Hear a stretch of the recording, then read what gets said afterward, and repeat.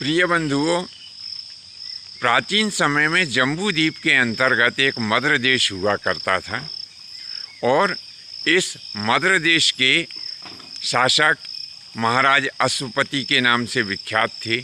उनके यहाँ कोई भी संतान नहीं थी।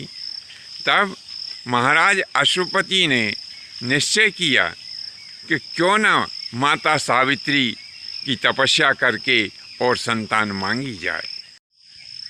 क्योंकि महाराज अश्वपति माता सावित्री के महान भक्त थे, तो निश्चय करके और तपस्या में लीन हो गए। कुछ समय पश्चात माता सावित्री प्रसन्न हुई, कहने लगी कि हे पुत्र वरदान मांगो। तब महाराज अश्वपति कहने लगे कि माता मेरे यहाँ कोई संतान नहीं है, कम से कम एक ही संतान दे दो तो मैं निसंतान तो नहीं कहलाऊंगा। तब माता सावित्री ने कहा कि हे पुत्र, मैं स्वयं ही तुम्हारे यहाँ पर पुत्री के रूप में प्रकट होंगी। ऐसा कहकर के और माता सावित्री अंतर्ध्यान हो गई। इधर राजा अश्वपति भी प्रसन्नचित हो अपने भवन में आ गए। रानी के गर्भ से कुछ समय पश्चात एक सुंदर कन्या का जन्म हुआ। क्योंकि वह कन्या सावित्री के आशीर्वाद से उत्पन्न हुई थी, इसीलिए राजा ने उसका नाम भी सावित्री ही रखा।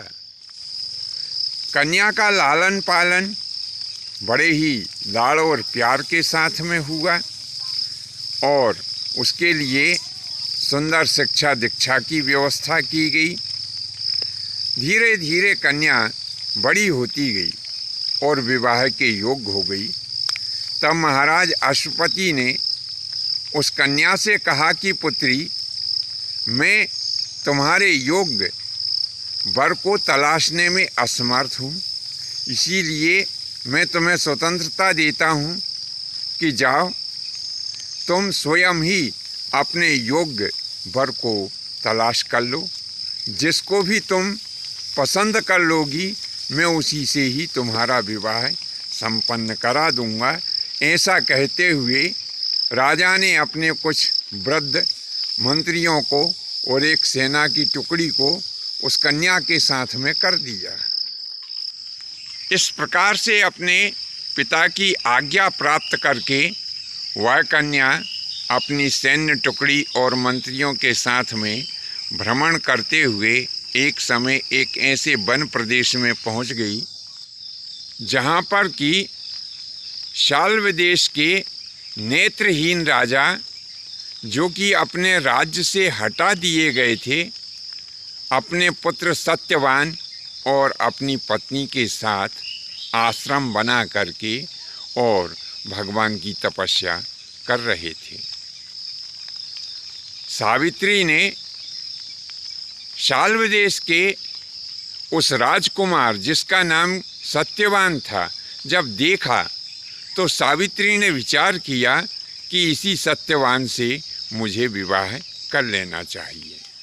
अब सावित्री ऐसा विचार कर अपनी सैन्य टुकड़ी और मंत्रियों के साथ में वापस अपने पिता के नगर, जो कि पूर्व समय में गांधार कहा जाता था, वहाँ के लिए वापस प्रस्थान कर गई।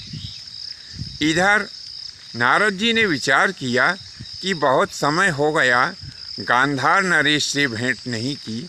ऐसा विचार कर और नारद जी भी वहाँ पर अश्वपति की जो राजधानी गांधार थी वहाँ पर पधारे। महाराज अश्वपति ने नारद जी का बड़ा ही सुंदर स्वागत किया।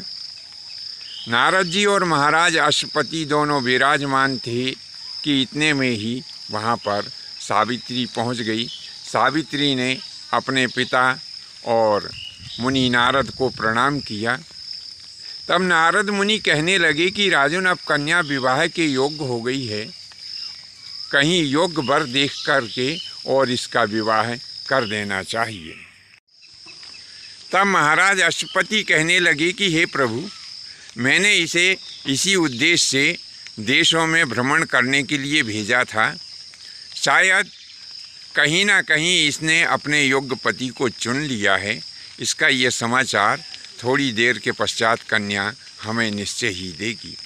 तब सावित्री अपने पिता और मुनि श्रेष्ठ नारद जी से इस प्रकार विनीत भाव में कहने लगी कि हे मेरे को जन्म देने वाले मेरे पिता और मुनि श्रेष्ठ नारद, सुनिए, मैंने शाल्व देश के राजा द्युमत्सेन के नाम से जो विख्यात हैं, उनके पुत्र सत्यवान को पति के रूप में चुना है।